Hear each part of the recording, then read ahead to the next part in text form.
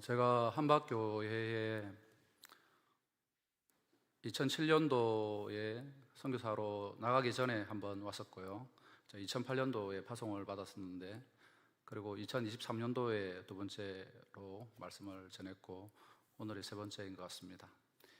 2007년도에는 제가 30대 중반이었는데, 경상도의 영향을 받다가 말씀을 열심히 전하고 났는데, 몇몇 권사님들이 선교사님 무슨 말인지 하나로 못 알아듣겠습니다 이렇게 하셨거든요. 그래서 제가 잘못 전한 건지 듣는 분이 뭔가 잘못된 건지 이런 뭔가 굉장히 부담되는 그런 마음이었고요.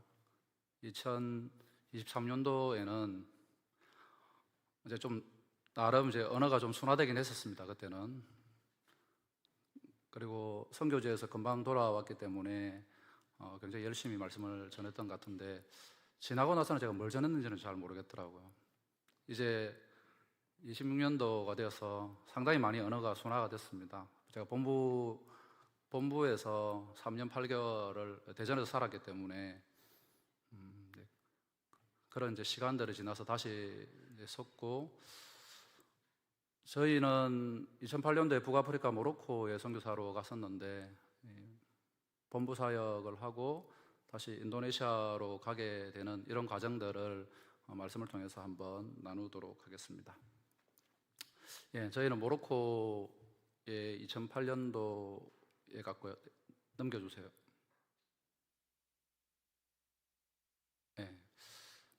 다 넘겨주세요.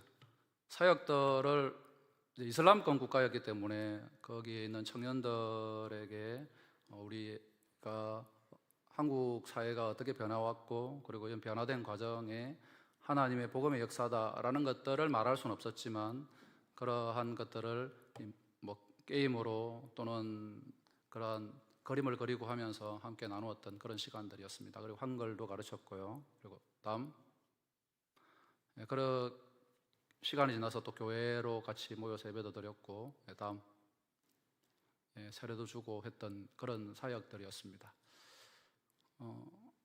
2008년도에서 2021년도까지 제가 모로코 사역을 했었는데, 처음에 선교지로 갈 때는 모든 게 막막했었죠. 그 나라의 언어였던 이 불어, 그리고 모로코 아랍어를 배우는 그것도 현지에 가서 했던 이제 그런 상황이었는데, 뭐든지 하나님의 사람으로 살려고 하는 그런 노력, 그런 간절함들이 있으면 아무리 선교지 상황들, 또 우리가 사는 삶의 형편들이 척박하다 할지라도 하나님이 우리와 함께 하신다면, 또 이렇게 조금씩 시간이 지나면 이렇게 역사가 되고 또 열매가 되는 그런 일들이 생기게 되더라고요. 그래서 세례를 주게 될 때는 굉장히 감격스러웠고요.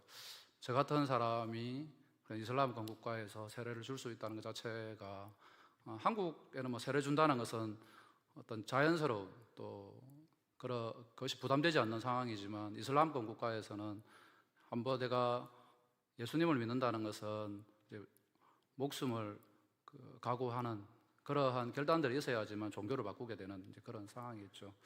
그러면서 우리가 믿는 이 하나님에 대한 신앙 고백이 어느 정도인가 이런 반성도 하게 됩니다. 선교사로서 또 한국에서의 신앙생활들을 가지고 이슬람권에 갔지만 여전히 어떤 그 신앙 고백의 삶이 살고 있는가 이런 반성들, 그리고 저들을 보면서 그 고백이라는 것이 다시는 이슬람권으로 돌아오지 못하는 그런 결단과 고백, 이러한 것들을 가지고 살아가는 저들의 모습들, 이런 이제 시간들이 모로코에서의 사역들의 시간들이었습니다. 그리고 저는 이제 떠나왔습니다. 본부로는 2022년도에 들어와서 25년도 8월 달까지 3년 8개월을 대전 선교본부에서 사역 지원국장을 했습니다. 사역 지원국장은 저희 KPM 선교사가 전 세계에 500명 정도가 있는데, 그 선교사들의 재정적인 지원, 또 사역적인 지원, 그리고 또 직접 방문해서 그들의 구호금을 전달하는 여러 가지 일들을 3년 8개월 동안 했었고요. 그런 일들을 했었습니다. 트로키에 지진이 있었을 때 지진 현장에도 갔었는데, 이 지진이 굉장히 강진이 왔었죠. 그래서 그쪽 지역에 부산만한 그런 도시였는데, 그 인구가 한 40만 명이 이렇게 한꺼번에 다 죽게 되는 그런 현장에 갔었고, 저희가 도착했을 때에도 뭐 제대로 머물 수 있는 곳이 없어서 이 호텔이나 이런 환경이 굉장히 불안한 이제 그런 속에서 고심총회 긴급구호단과 함께 가서 구호 활동했던 그런 역할들을 했습니다. 그리고 우크라이나 난민들이 제일 많이 가 있는 그 폴란드에 가서 그 우크라이나 난민들을 또 함께 예배드리는 그런 시간들을 가졌는데, 지금도 우크라이나하고 러시아가 전쟁 중인 상황이잖아요. 그래서 그 난민들이 드리는 예배에 갔을 때는 이런 예배 속에 거의 남자들이 잘 없었습니다. 그럴 수밖에 없었던 것이 그 가족 중에 누군가는 뭐 전쟁터에 있든지 죽든지 다치든지 이런 상황이었기 때문에 그들과 함께 예배 드렸던 그런 기억들을 보면서 과거 우리나라가 어떤 일제시대 또 전쟁을 경험하면서 이 한국 교회가 세워지는 이런 과정들 가운데 누군가가 순교했고 또 교회를 위해서 다쳤던 그런 과정들을 겪으면서 한국 교회가 자랐듯이 그들의 처한 상황이 너무 불쌍하지만 영적으로는 산통을 겪고 있는 중이구나, 교회가 성장해가는 그런 과정이구나, 이런 것들을 많이 느꼈습니다. 그리고 함께 예배를 드리면서 우크라이나를 위한 이런 찬양이 있는데, 주여 우크라이나를 불쌍히 여기시옵소서, 주여 우크라이나 백성들에게 은혜를 베푸시옵소서, 이런 찬양이 있습니다. 저희가 그 우크라이나어로 외워서 노래를 부르는데, 이 우크라이나 사람들이 다 함께 일어나서 눈물로 그 찬양을 함께 불렀는데, 그럴 수밖에 없죠. 그 가족들 중에 누군가는 여전히 전쟁터 가운데 있기 때문에 그런 상황들을 보고 또 격려하고 돌아왔고요. 그리고 네팔에 홍수가 나서 또 네팔에 가서 또 구호단하고 같이 가서 이렇게 구호 활동했던 그런 일들, 그리고 뭐 미얀마의 지진 현장에 갔던 일들, 뭐 이런 일들을 제가 3년 8개월의 본부 사역 동안 뭐 선교지 방문, 그리고 선교사들 관리, 이런 일들을 했었습니다. 그 여러 선교지를 다니면서 제가 있었던 모로코도 마찬가지였고, 제가 깨달았던 것은 세상에 많은 사람들이 고통 가운데 신음하고 있다라는 것들을 느끼게 됩니다. 우리는 뭐 고통 가운데 있는 이런 상황들이 단순히 고통이 해결되는 상황으로 끝나면 그것으로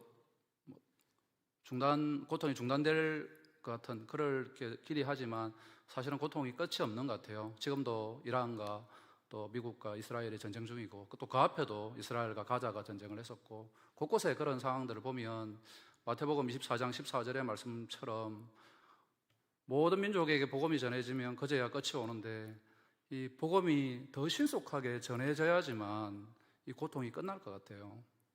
우리가 우리 시대를 살아가면서 어떤 지금 살아가야 되는 이 삶, 뭐 자녀들이 교육돼야 되고 직장 생활을 해야 되고 이런 것이 우리 앞에 있긴 하지만, 세상 밖에서는 복음을 기다리고 있는 사람들이 훨씬 더 시름 가운데 있고, 그래서 우리 시대에 반드시 선교적인 완성이 이루어져야 되는 이것이 오늘 우리가 자유로운 한국교회, 그리고 누구든 목 놓아 부르짖을 수 있는 이런 종교 자유가 있는 곳에 우리를 부르신 이유가 아닌가라고 생각이 듭니다.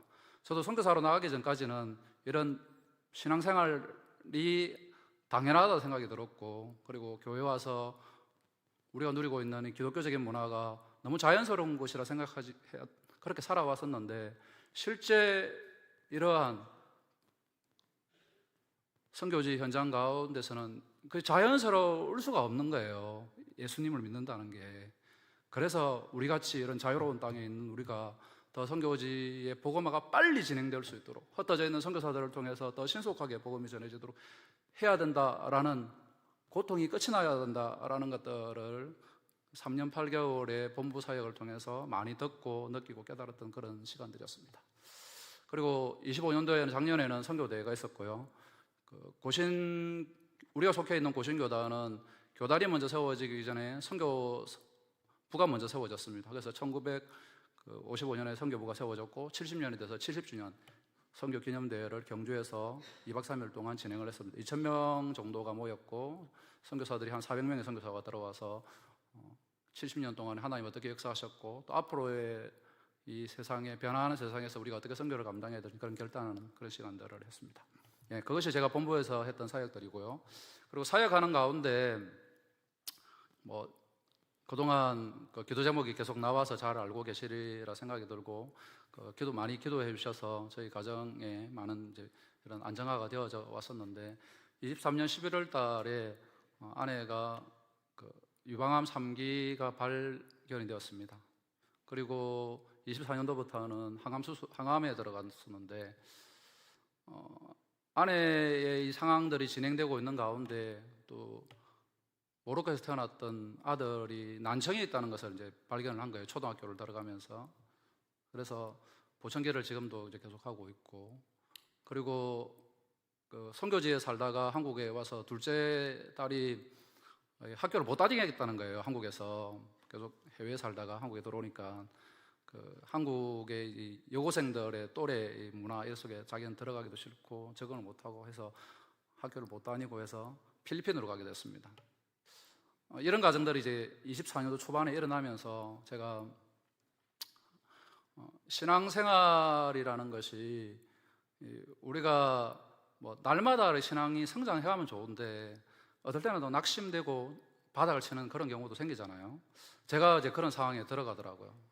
선교지로 가서 그동안의 사역들 이런 은혜와 또 하나님의 역사 이런 가운데 그리고 본부까지 왔었는데 이 가정적인 상황이 흔들리니까 이전에 제가 어떻게 결단하고 하나님 앞에 드렸던 그런 신앙생활은 온데간데 없고 선교사로 살았던 삶은 중요한 게 아닌 거예요. 이 닥쳐온 상황들 속에 바닥을 치게 되면서 제가 하나님께 원망을 많이 했습니다.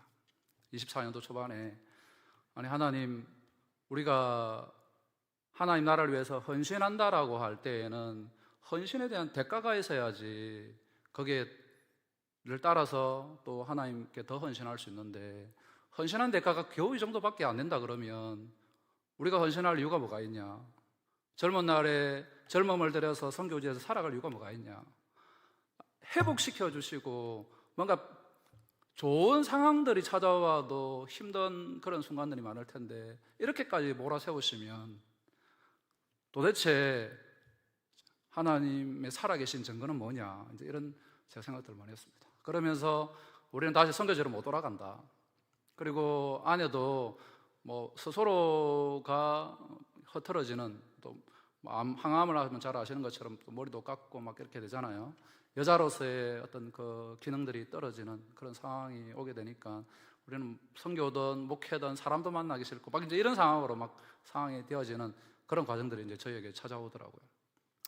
그런 가운데 상황들 그리고 여전히 저는 이제 본부 사역을 하고 있는 중이라 또 사역은 사역대로 진행하고 있었고 막 이런 혼란한 상황들이 저희 가정에도 찾아왔습니다.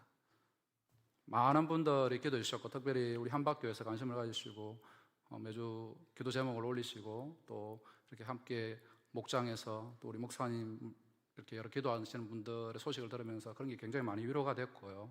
기도하신다는 것이 굉장히 많은 어떤 저희에게 여전히 우리가 붙들 수 있는 건이 여기 있다라는 그런 마음들을 나눴습니다. 그리고 이제 일정한 시간이 지나고 가족들이 함께 이제 아내가 머리카락이 많이 자랐습니다. 저때. 그래서 가족들 사진을 이제 찍을 만하다고 해서 사진을 찍었던 이제 그런 상황입니다. 첫째는 미국으로 지금 가 있고요. 둘째는 필리핀에 있고 셋째는 저희가 살면서 인도네시아로 들어가서 가족들이 다 뿔뿔이 흩어져 있습니다. 뭐 선교사의 삶이라는 것이 원래 저런 거기 때문에 크게 뭐 남다르다 생각지는 않습니다. 다 그렇게 살고 있고요. 저희 선교사님들 다 가족 자녀들이 다 흩어져 살고 있는 그런 상황입니다. 이제 이런 상황에 와서 저희가 모로코로 이제 돌아갈 수가 없는 거예요. 아직 아내가 회복 중이기 때문에 6개월마다 한국에 들어와야 되는데 모로코는 뭐 그곳을 비행기를 타고 다시금 6개월마다 돌아오는 불가능하다고 판단이 되어졌고 그래서 그러면 재배치를 해야 되는데 어디로 갈 거냐 이제 이런 상황에 왔습니다. 그러면서 제가 다시금 돌아가야 되는 선교지로 가야 되는 상황에 하나님 말씀이 있어야지만 제가 돌아갈 수 있습니다. 여기까지 와서 다시 선교지로 가는 것은 그때 당시 2008년도 당시에 30대 중반이 아니라 이제는 50대 초중반이 되었고 이제는 새로운 언어를 배운다는 것도 그렇고 가정적인 상황도 이제는 많은 변화가 생겼는데 하나님 말씀을 주십시오 라는 가운데 오늘 말씀을 읽었습니다. 오늘 말씀의 그 제목을 인생의 전환기에서라는 제목으로 말씀을 정해봤습니다. 인생의 전환기에 뭔가 결정을 하거나 방향을 바꾸거나 어떤 다른 그 상황에 들어갈 때 어떻게 이 과거에 해왔던 것들을 내려놓을 수 있을까라고 할 때에 오늘 읽었던 말씀에 성령의 매여라는 말씀을 생각해 보게 됩니다. 젊었을 때는 뭐 이렇게 좌충우돌 하더라도 회복될 힘이 있겠지만 뭐 50대 정도 오면 잘못 선택을 하게 되면 회복할 수가 없게 되겠죠. 그래서 더더욱 성령의 붙들린 바가 되어야 되겠다. 어디를 가든 성령께서 인도하시는 바가 되어야 되겠다라는 것이 말씀이 들어왔습니다.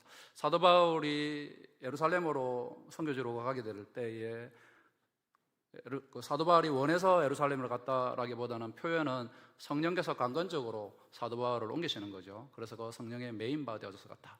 요한복음 21장 18절에는 예수님께서 베드로를 부활하신 예수님께서 베드로를 만나서 하시는 말씀입니다. 베드로야, 내가 젊었을 때에는 네가 스스로 띠띠고 네가 원하는 곳으로 다녔지만 이제는 내가 너를 띠띠워서 나의 이 사명을 위해서 데려가겠다라고 말씀하고 있습니다.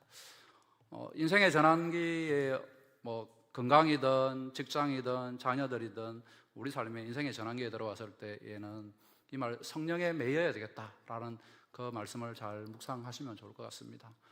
내가 힘있고 원하는 대로 살 수는 있지만 그렇게 사는 인생이 빨리 가는 것 같아도 결국 바른 인생이 아니더라고요. 성령께서 나를 매여서 원하시는 곳에 가게 되는 그것이 이 사도 바울이 예루살렘에 가듯이 저도 그런 마음으로 다시 선교지로 가려고 하고 있는 중입니다.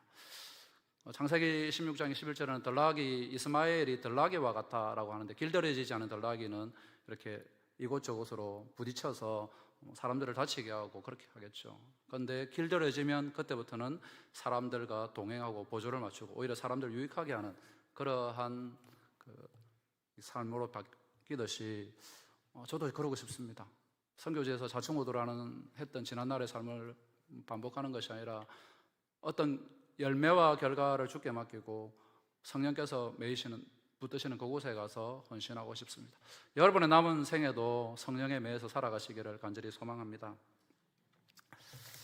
그리고 두 번째는 23절의 말씀입니다. 23절 우리 다 같이 한번 읽어보도록 할까요? 오직 성령이 각 성에서 내게 증언하여 결박과 환난이 나를 기다린다 하시나. 24절도 읽겠습니다. 내가 달려갈 길과 주 예수께 받은 사명 곧 하나님의 은혜의 복음을 증언하는 데를 마치려 하면은 나의 생명조차 조금도 귀한 것으로 여기지 아니하노라.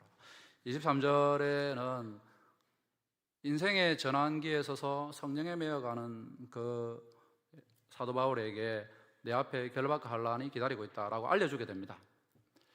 선교지에 제가 처음 갈 때는 못 모르고 갔죠. 못 모르고 가서 부딪히면서 모로코 사람들하고 싸우면서 한국 문화가 우수하다고 깔보면서 이렇게 좌충우돌했던 삶이었던 것 같습니다. 그런데 이제 시간이 많이 지났고 제가 또 본부에서 사역지원국장을 했고 여러 선교지를 돌아봤기 때문에 이제는 많이 알게 된 거죠. 알게 되어서 선교지 가면 어떤 어려움이 예상이 되고 또 새로운 언어를 배울 때는 어떤 부담감이 있다고 그렇게 알고 있습니다. 그래서 알고도 가는 길이 진정한 선교사로 제가 나 따라 표현하기는 어렵겠지만 그런 마음이 그곳에 가면 어떤 일이 예상이 되기 때문에 그렇기 때문에 선교지로 간다라고 그런 마음을 먹습니다. 환난과 핍박이 우리를 기다리고 있다. 그리고 모로코 갔을 때는 잘 모르고 갔습니다. 그런데 이제는 선교지의 삶을 알고 있는 거죠. 그 길은 곧 예수님이 가신 길입니다. 예수님께서 하나님 나라의 보좌를 버리시고 이 땅에 오신 것은 이 땅에서 어떻게 될지를 모르시고 오신 것이 아니죠. 십자가를 짊어지는 길, 그리고 그 십자가의 수치와 모멸감을 너무나도 피하고 싶지만 그렇게 하지 않으면 인류를 구원할 수 없는 그 길을 알면서 예수님께서 이 선교지, 이 땅으로 오셨던 길이 알면서 가는 그것이 예수님이 가셨던 그 길입니다. 제가 보아하니까 다들 인생의 연륜이 뭐 저와 비슷하든지 저 이상으로 사셨든지 하기 때문에 인생을 이제 잘 아시리라 생각이 듭니다. 내일 직장에 가고 또 하루하루 삶이 그렇게 순탄한 삶은 아닌 것 같아요. 우리 삶이. 그렇지만 또 하루 주어진 하나님께서 우리 생명을 살리셨기 때문에 하루하루를 알고도 가야 되는 길이 우리의 길이겠죠. 그러면 예수님의 이 마음처럼 살아가셨으면 좋겠습니다. 우리 앞에 어떤 환난과 결박이 우리를 기다린다 할지라도 예수님이 함께 하시면 반드시 그 승리하는 그 길로 우리를 인도하여 주실 줄 믿습니다. 저도 그런 마음으로 인도네시아로 가려고 하고요. 제가 젊었을 때 63m의 번지 점프를 한 적이 있었는데, 번지 점프를 하다 보면 많은 사람들이 이렇게 뛰어내리면 아무도 죽거나 다치지 않는다는 것을 이렇게 잘 밑에서 지켜봤거든요. 그래서 제가 63m 번지 점프에 올라갔는데 알고 있지만 못 뛰어내리겠는 거예요. 너무 밑이 까마득하고 그 두려움, 공포가 찾아오는데 알면서도 죽지 않는다, 다치지 않는다는 알면서도 쉽게 뛰어내리기는 힘든 게 그런 이제 상황이더라고요. 근데 인생도 마찬가지인 것 같고 우리 신앙생활도 마찬가지인 것 같습니다. 믿음으로 한 발을 내딛으면 그 길 속에 하나님이 역사하신다는 걸 너무나도 잘 알면서도 막상 닥쳐온 여러 형편들 앞에서 머뭇거리게 되죠. 그렇지만 예수님이 궁극적으로 십자가에 죽고 부활하셔서 사단의 결박을 푸셨듯이 우리 인생도 머지않아 그렇게 하나님께서 착하고 충성된 종으로 인정하는 그런 날이 올 줄 믿습니다. 그리고 세 번째는 사도 바울이 예루살렘에서 자기 생명을 걸겠다라고 합니다. 이 복음 전하는 일을 마치는 일에는 생명을 걸지 않은 곳으로 되는 일은 없는 것 같아요. 그 말씀처럼 하늘의 밀알이 땅에 떨어져 죽어야지만 많은 열매를 맺듯이 생명은 죽어야지만 다시 생명을 잉태하게 되는데 우리 선배들은 그렇게 사셨던 것 같습니다. 이 교회를 살리기 위해서, 그리고 무너져가는 조국 교회를 이렇게 세우기 위해서 밤낮으로 기도하면서 함께했던 그러한 그 죽기 위해서 교회에 모였기 때문에 다시 살아났던 그런 역사가 우리 한국교회 역사였던 것 같은데, 순교자의 제물 위에 교회가 세워지듯이 오늘 우리가 살고 있는 이 시대는 자꾸만 살기 위해서 더 이상 교회를 버리는 그런 시대에 우리가 살고 있지 않나 생각이 들고요. 선교지 인도네시아를 제가 방문하면서 참 모로코와 많이 다르다는 걸 느낍니다. 이슬람 국가인 이 모로코와 그 인도네시아도 이슬람이 주를 이루지만 국가적인 종교가 이슬람은 아니었기 때문에 다른 형편들을 보게 되면서 이곳에 내가 생명을 걸어서 하나님 복음, 하나님의 영광이 드러나고 제가 있는 그때 인도네시아가 다 복음화 되었으면 좋겠다라는 그런 마음으로 또 기도로 그런 열망들을 가졌습니다. 로마서 14장 8절은 이렇게 말씀합니다. 내가 살아있는 유일한 목적이 있다면 하나님의 은혜의 복음을 증언하는 일이다. 바울이 평생 한 번 삶이 변하고 나서 그 평생을 유일한 목적, 하나님의 은혜의 복음 증언하는 일이다 라고 하는 이 도전을 이 말씀을 고백하는 것처럼 저도 그 말씀을 붙들고 있습니다. 인도네시아 가면 30대 제가 가는 건 아니지만 나이나 상황이나 많은 것들이 변해 있지만 그럼에도 불구하고 하나님께서 나 유일한 목적인 하나님의 영광을 드러낸 그 일에 사용하셨으면 좋겠다 이런 마음이 있고요. 빌립보서 1장 20절에서 21절은 살든지 죽든지 그리스도가 내 몸에서 존귀하게 되어지기를 소망한다 라는 것이 바울이 가지고 있는 그런 소망이었습니다. 그래서 저희는 재배치가 되어서 인도네시아로 가게 됩니다. 저는 이제 5월 달에 들어갈 예정인데 제가 가려고 하는 지역은 저기 바탐이라는 싱가포르 밑에 바탐이라는 섬이 있고요. 싱가포르까지는 배로 한 50분이면 갈 수 있는 그런 거리에 있습니다. 그래서 이 인도네시아로 이제 정했고 인도네시아 제가 곳에 정탐도 하고 이렇게 했었는데 이런 게 이제 제가 말씀도 묵상하고 다 했는데 한 번씩 자다가 잠을 벌떡 이제 깨고 나면 또 의심이 찾아옵니다. 내가 잘할 수 있을까? 내가 가서 뭘 할 수 있을까? 언어는 새로 익힐 수 있을까? 이런 부담감들이 찾아오곤 합니다. 그렇지만 곳에 하나의 부르심에 따라서 진행을 하고 있고요. 저희 이제 인도네시아 개가는 이렇습니다. 인구가 약 2억 8천만 명, 종족이 1,300 그런 이제 상황이고요.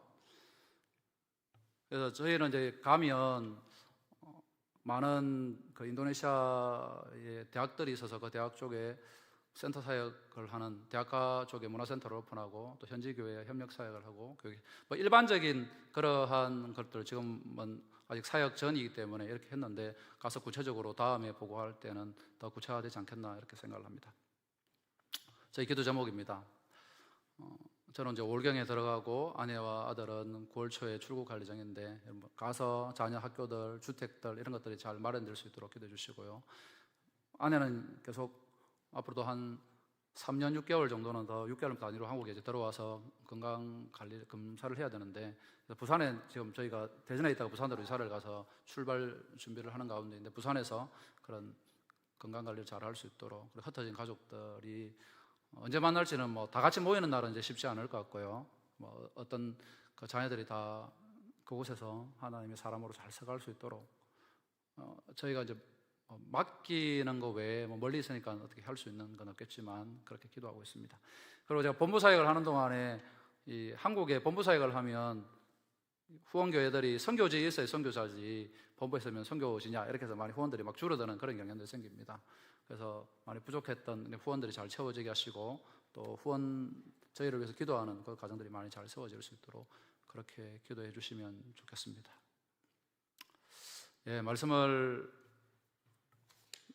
정리하면서 이런 과정을 통해서 인도네시아로 저희가 들어가게 되는데 잘 그곳에서 잘 또 다음에 와서 이렇게 사역을 어떤 하나님의 역사들을 잘 나눌 수 있도록 그렇게 계속적으로 기도해 주시면 좋겠습니다. 다시 한번 기도하도록 하겠습니다. 오늘 말씀과 같이 인생의 전환기에 서 있을 때가 있을 겁니다. 어떤 형태로든. 그럴 때 주여 우리를 성령에 매게 하여 주시옵소서. 또한 우리를 가는 그 형편 가운데 어떤 상황과 형편이 찾아온다 할지라도 주께서 우리를 함께 하신다는 그 사실을 잃어버리지 아니하도록 도와주시옵소서. 또 저희 가정을 위해서도 기도해 주시기를 바랍니다. 다시 기도하겠습니다.